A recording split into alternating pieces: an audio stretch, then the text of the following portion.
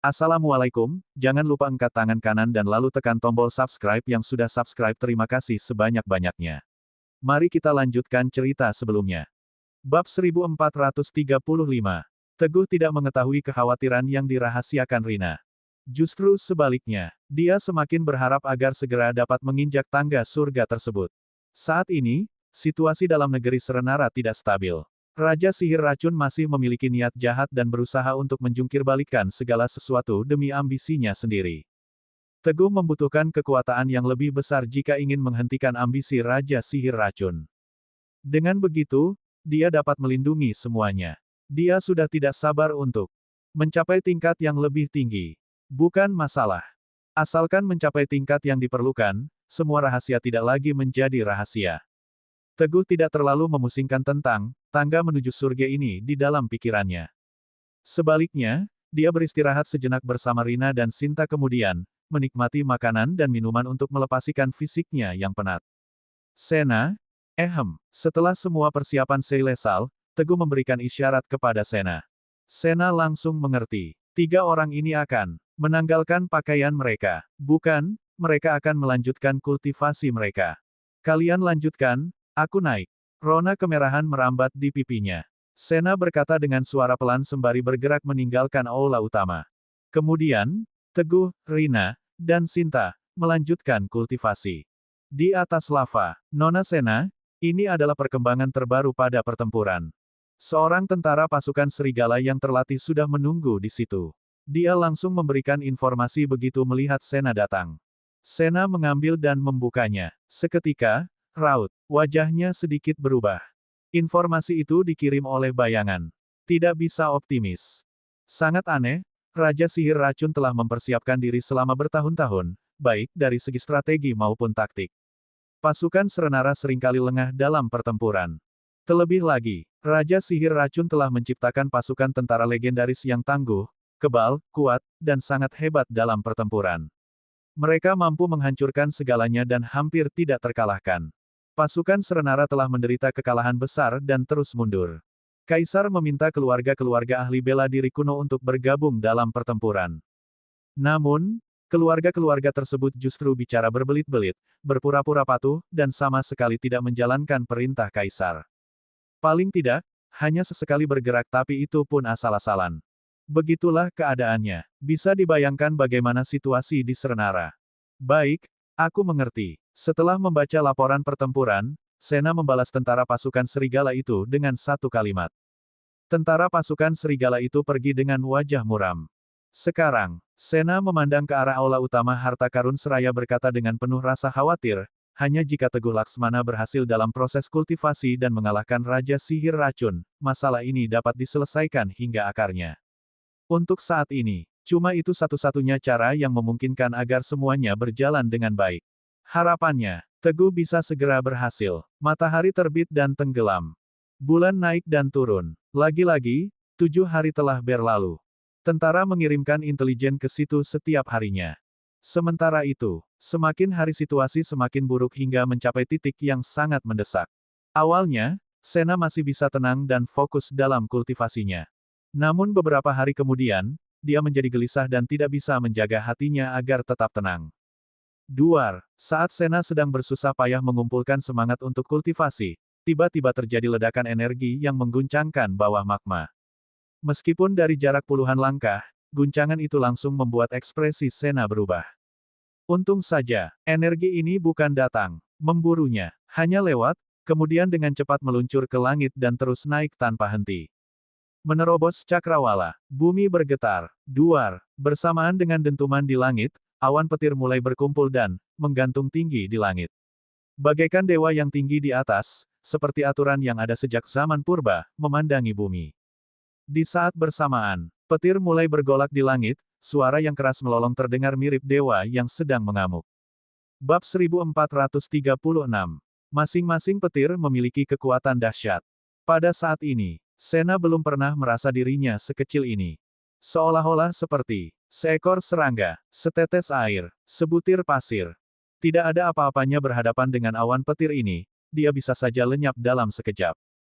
Ini tidak bagus. Sena langsung bereaksi. Fenomena alam semesta seperti Ini, mungkin saja Teguh yang berada di bawah telah mencapai tingkat baru dalam kultivasinya, dan akhirnya memicu fenomena ini.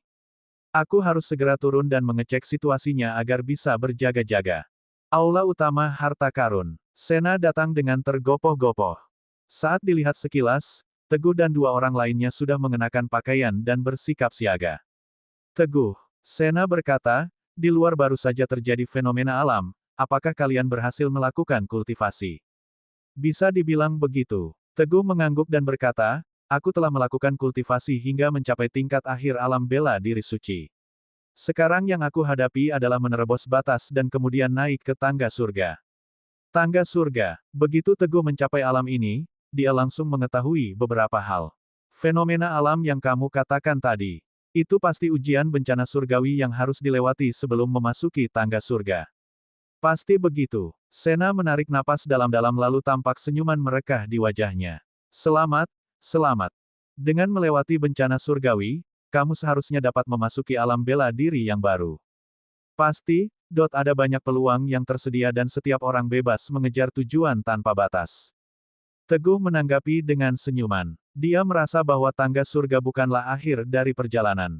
Dia hanya mencapai salah satu simpul dalam proses kultivasinya, masih ada jalan yang lebih panjang di depannya. Oh iya, Sena melanjutkan, sebelum kemari, kakek memberiku sebuah formasi diagram. Dia berkata diagram ini mungkin bisa berguna saat kamu melakukan kultivasi dan mendapatkan sesuatu. Diagram, ya, formasi ini disebut formasi terbalik diagram 8 semesta. Sena menjelaskan, konon, susunan formasi ini bisa berfungsi sebagai penghalang alami dan secara signifikan mengurangi kekuatan bencana surgawi. Formasi yang bagus. Ayo mulai. Teguh merasa bahwa bencana surgawi bisa terjadi kapan saja, dan dia harus memanfaatkan waktu dengan sebaik-baiknya. Baiklah, sekelompok orang datang. Kalian, Sena memandang semua master dari sekte obat-obatan lalu segera memberi instruksi, susunlah formasi terbalik diagram 8 semesta seperti yang kuajarkan beberapa hari yang lalu.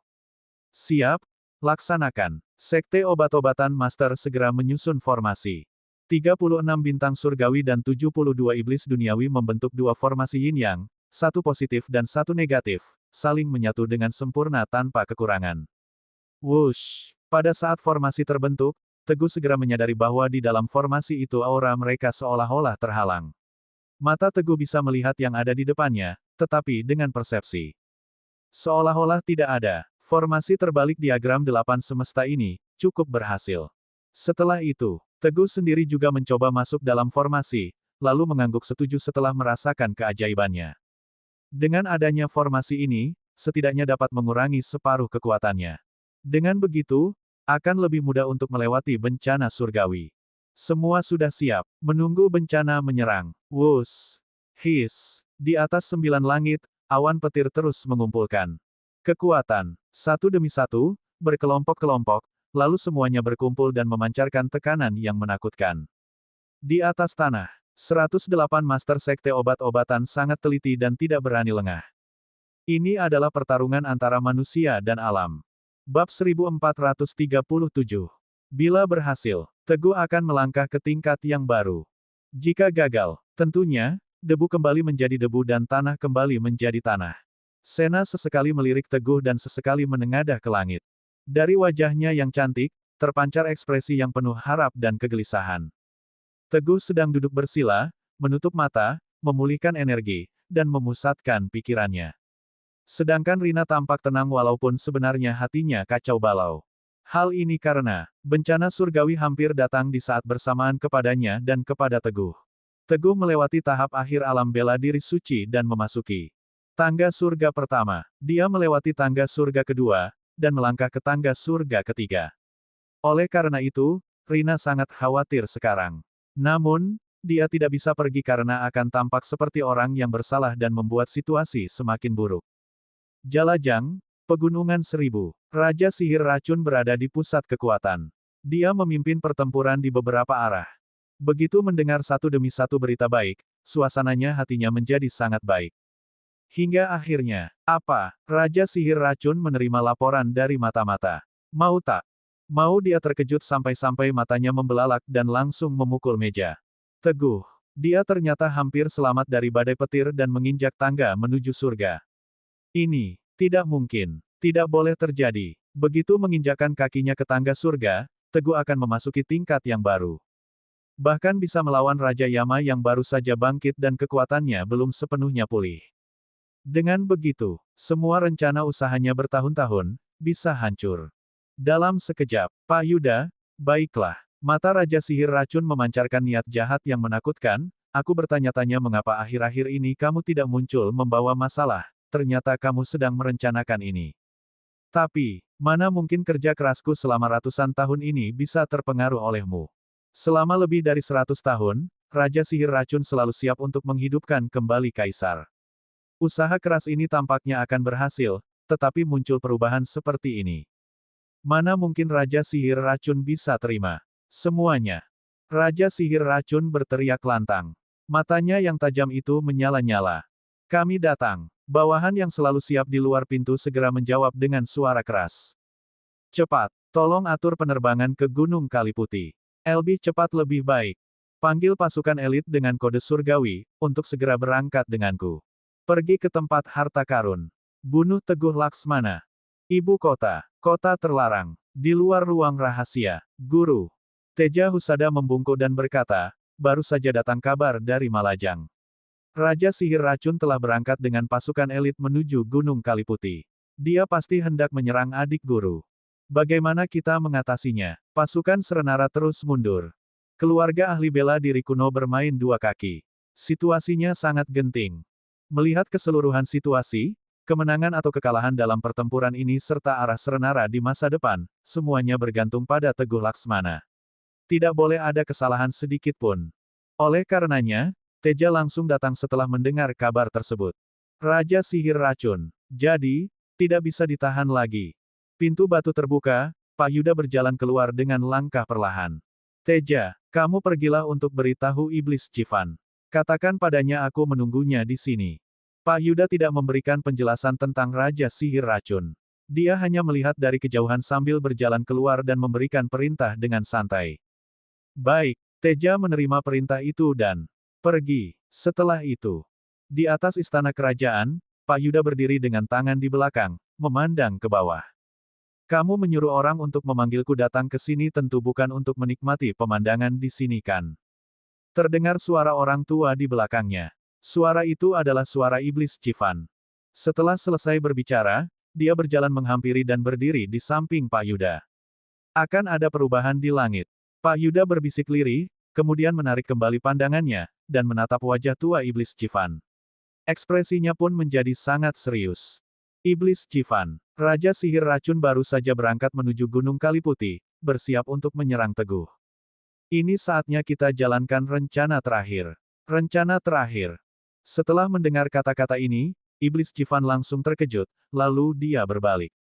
Di matanya hanya ada pantulan wajah Pak Yuda. Apakah kamu yakin? Apakah kita harus menjalankan rencana ini? Iblis Jivan mengerutkan alisnya yang putih dalam-dalam. Hahaha, Pak Yuda tertawa pelan deng. Cukup santai, Iblis Jivan, aku tahu apa yang kamu pikirkan. Tetapi ini adalah tugas yang diberikan oleh Tuan dan juga misi kita. Kita, sudah saatnya untuk mundur. Serahkan semuanya kepada mereka. Saat ini, Pak Yuda tampak santai. Sebenarnya dia sudah bertekad bulat, meski penuh dengan kesedihan. Hanya mereka berdua yang tahu alasan sebenarnya. Iblis Jivan tidak menjawab. Hanya saja, alisnya masih mengernyit. Dia merasa tidak bisa tenang. Sesekali sorot matanya menyala, jelas-jelas hatinya tidak tenang.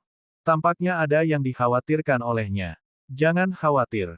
Pak Yuda tersenyum dan berkata, asalkan Teguh dapat menyelesaikan rencana terakhir dan mendapat dukungan dari paviliun penjaga Gunung Kemala, pasti akan ada kesempatan besar kelak.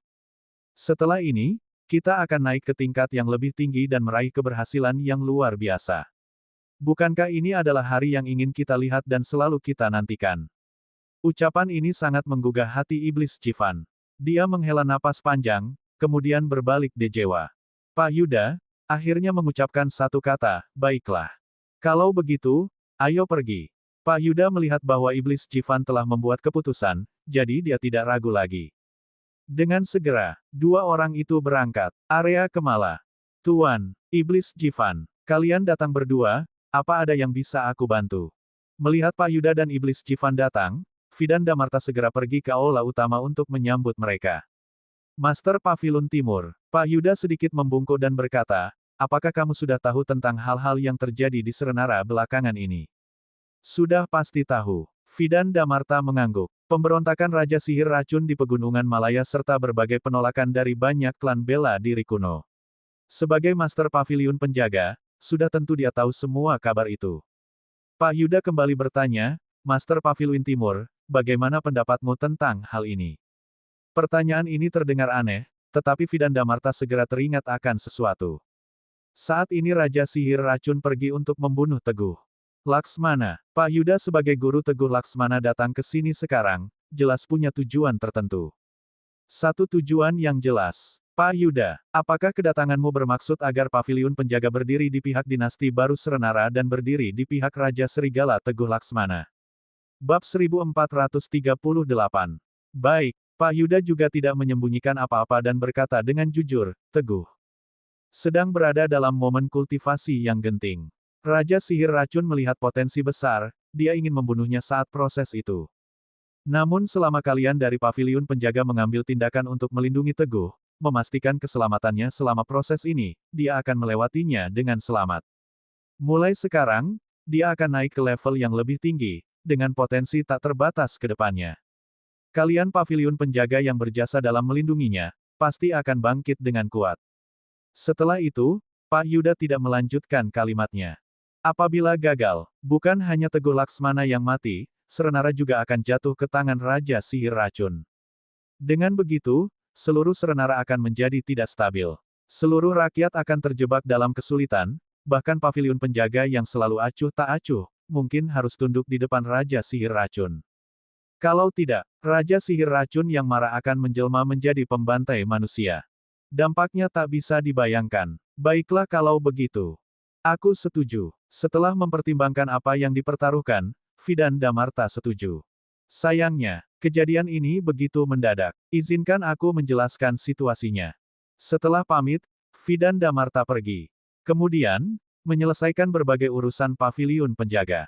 Setelah itu, Fidan keluar lagi dengan santai. Ayo, ketiga orang tersebut saling memandang dan menganggukkan kepala. Mereka meninggalkan Pavilion Penjaga. Gunung Kaliputi. Aula utama harta karun keluarga Sabel. Awan-awan terus mengumpulkan kekuatan. Sementara Teguh, Sinta, dan Rina melanjutkan kultivasi setelah Sena menyiapkan formasi terbalik diagram 8 semesta. Seharusnya, sebentar lagi, hal itu terlintas dalam pikiran Teguh yang sedang memejamkan matanya. Kultivasinya telah mencapai tingkat transendental, langkah yang paling krusial. Begitu selesai, dia akan memasuki dunia baru dan petir dewa akan turun dari langit.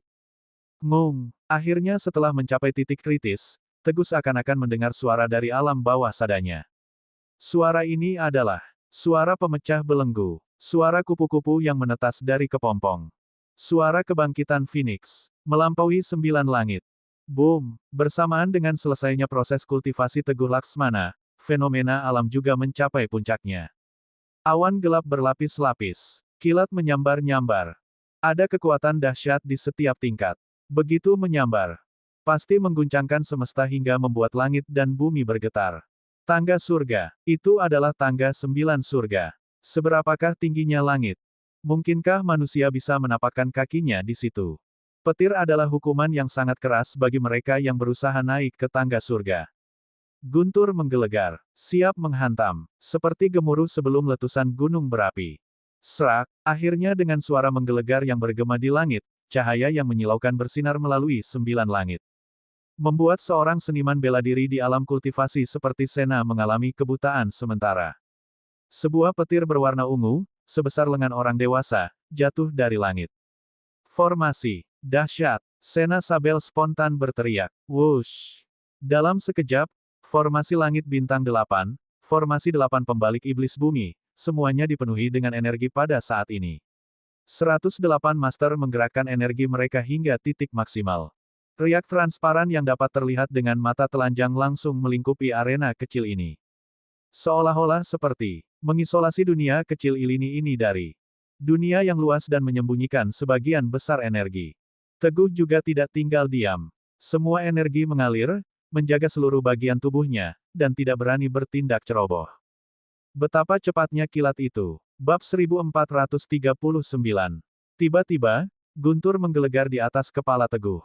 Hancurkan. Tekad Teguh sudah bulat. Dia berteriak lantang dan mengangkat kedua tangannya tinggi-tinggi ke atas. Berupaya melemahkan sedikit bencana petir yang akan mendarat di tubuhnya. Setelah itu, Teguh tertegun. Ketika petir ilahi itu turun, dua formasi terbalik 8 trigam itu menyorotkan cahaya yang tajam. Kemudian petir dewa selebar lengan itu menciut menjadi sebesar jari tangan. Ketika Teguh menyerang dengan kedua telapak tangannya, petir itu hampir tidak memiliki kekuatan apa-apa. Ini, Teguh hanya bisa tercengang sesaat. Formasi terbalik 8 trigam dari sekte pengobatan ini sungguh luar biasa dan begitu dahsyat. Hanya saja, Teguh tidak punya banyak waktu untuk mengagumi semua itu, wajahnya tiba-tiba berubah serius. Di atas langit, setelah petir yang mengamuk itu turun, awan tidak juga menyebar. Sebaliknya, dengan memanfaatkan momentum angin dan guntur, petir ilahi yang kedua segera terbentuk. Petir itu menghancurkan segala sesuatu yang dilaluinya. Dengan kekuatan yang dahsyat ingin menghancurkan segalanya. Dibandingkan dengan petir tadi, petir ini lebih cepat, lebih ganas, dan lebih liar. Kekuatannya meningkat berlipat ganda. Apa yang terjadi? Bukankah hanya ada satu petir? Teguh terkejut. Dia mencapai tangga surga pertama saat ini. Semestinya maksimal hanya ada satu petir saja. Mengapa ada petir ilahi kedua? Ini. Ada apa sebenarnya? Sena terkejut melihat hal yang terjadi di sana. Ini tidak masuk akal. Bibir seksi Sinta juga terbuka lebar. Hanya Rina, yang terpaku melihat kejadian ini dengan rasa bersalah yang terpancar dari matanya. Bencana petir untuk Teguh memang hanya ada satu. Petir kedua ini sebenarnya datang untuknya. Hanya saja, Teguh adalah orang yang ditakdirkan untuk menghadapi bencana, jadi bencana petir tentu mengincarnya. Secara sederhana bisa diartikan begitu. Teguh harus menanggung bencana surgawi yang seharusnya tidak dia tanggung di tingkatnya saat ini, semestinya, bencana petir tangga ketiga itu untuk Rina. Akan tetapi, Rina sekarang tidak bisa berbuat apa-apa. Apabila dia secara gegabah turun tangan membantu Teguh untuk menghadapi bencana surgawi, bukan hanya dia akan terkena serangan balik, tetapi juga akan mendatangkan bencana kedua yang bergabung menjadi satu bencana surgawi yang lebih dahsyat. Bencana surgawi itu memiliki kekuatan 10, bahkan 100 kali lipat. Rina sendiri tidak yakin bisa menghadapi petir itu sendiri. Kemungkinan besar dia akan tewas di tempat tanpa meninggalkan jasad yang utuh. Itulah sebabnya, Rina hanya bisa berdoa dalam hatinya agar Teguh bisa bertahan. Wush! Situasi kian mendesak. Teguh tidak mengerti dan tidak punya waktu untuk mencari tahu. Dia hanya bisa menggunakan kekuatannya sekuat tenaga dan bersiap membantu formasi terbalik untuk melawan bencana surgawi kedua. Ngung! Wush! Saat ini, semua orang sedang fokus dan bersiap untuk membantu formasi. Suara-suara yang memekakkan telinga datang dari segala penjuru. Ternyata ada banyak sekali serangga legendaris yang besar-besar. Penuh sesak, menutupi langit dan bumi. Berkumpul menjadi satu kawanan seperti awan darah yang tebal membuat kulit kepala terasa kesemutan. Wush! Duar! Selanjutnya, ribuan, bahkan puluhan ribu serangga legendaris menabrak formasi. Menciptakan riak kecil sebelum akhirnya serangga-serangga itu meledak. Darah dan kotoran tercecer ke segala arah dan merusak lapisan riak-riak tersebut. Detik berikutnya, lebih banyak serangga legendaris masuk dan benar-benar merusak formasi.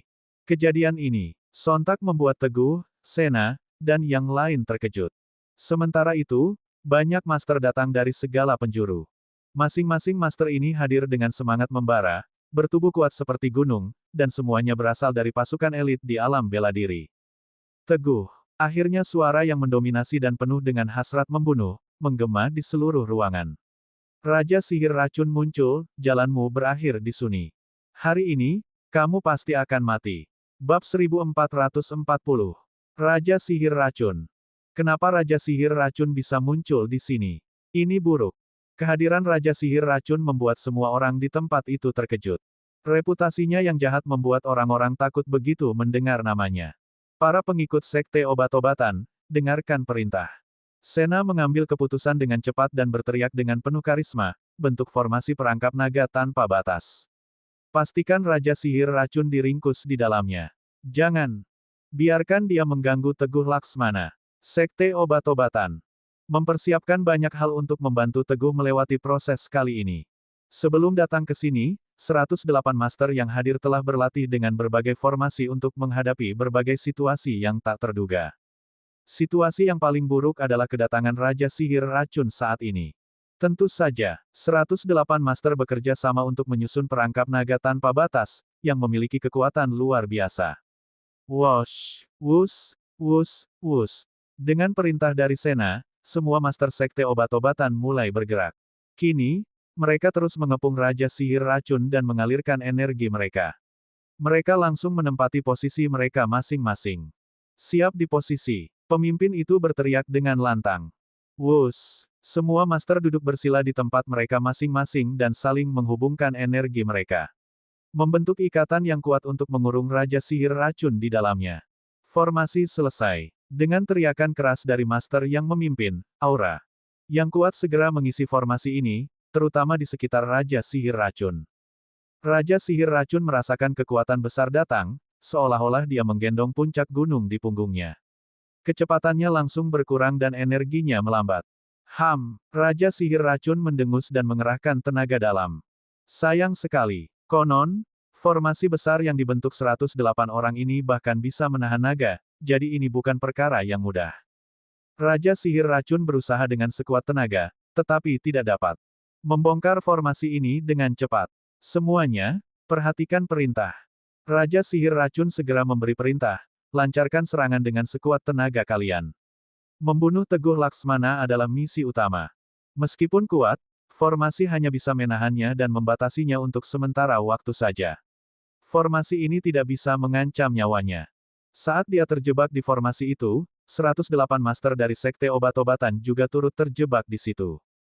Asalkan yang lain dapat membunuh Teguh Laksmana, misi Raja Sihir Racun dianggap berhasil. Sementara itu, Teguh sedang melewati bencana. Dia terpenjara oleh awan petir di langit dan terikat oleh hukum alam semesta. Sama sekali tidak bisa mengeluarkan tangan, hanya bisa duduk menanti maut. Bunuh Teguh. Para master di bawah pimpinan Raja Sihir Racun seakan terbangun dari mimpi dan bergegas menuju Teguh Laksmana. Bagaimana kalau hadapi aku dulu? Sena berdiri tegak menghadang mereka di depan Teguh Laksmana. Dang, brak, boom, pertempuran sangat sengit. Namun, Sena hanya seorang diri, tidak mampu menghentikan banyak master Raja Sihir Racun. Terlebih lagi, salah satu dari master tersebut dengan codet berbentuk serangga legendaris di wajahnya, memiliki kekuatan besar seperti angin. Gerakannya terarah dan mantap. Ternyata, dia adalah seorang master di alam bela diri dewa. Kekuatannya jauh melampaui kekuatan Sena. Sena melihat master yang paling cepat itu. Dia berlari ke depan tanpa ragu dan mencoba menghentikan master tersebut. Namun, Sena dipukul mundur hingga beberapa langkah oleh master lain dan organ dalamnya terguncang. Mampus kau! Master alam bela diri dewa yang bermuka codet itu mendengus lalu langsung menyerang Teguh. Beberapa master lainnya juga ikut bergabung. Sementara itu, Teguh. Sebuah petir turun dari langit, mendera tubuhnya dengan ganas, perhatiannya tidak boleh terbagi sedikit pun. Jika lengah, dia berisiko kehilangan jiwa dan raganya. Awas! Sena melihat si muka codet menyerang kepala Teguh dengan tinju. Seketika itu, semua orang ketakutan. Namun, Sena sendiri sedang dikeroyok sekelompok master alam kaisar kultivasi dan tidak bisa melarikan diri. Dia hanya bisa berteriak memberi peringatan. Seperti yang semua orang ketahui, Teguh sedang berjuang dengan sekuat tenaga melawan bencana surgawi. Dia sama sekali tidak bisa mendengar. Wush! Saat nyawa Teguh Laksmana terancam, sekelompok orang berlari menghampiri dari samping. Mereka adalah pasukan elit yang dibentuk oleh Rina. Lindungi Raja Serigala. Manggala Naga yang mengenakan topeng berteriak keras, memimpin untuk menghentikan muka codet. Para master di belakangnya juga bergerak maju satu persatu. Cari mati ya. Cerita bersambung.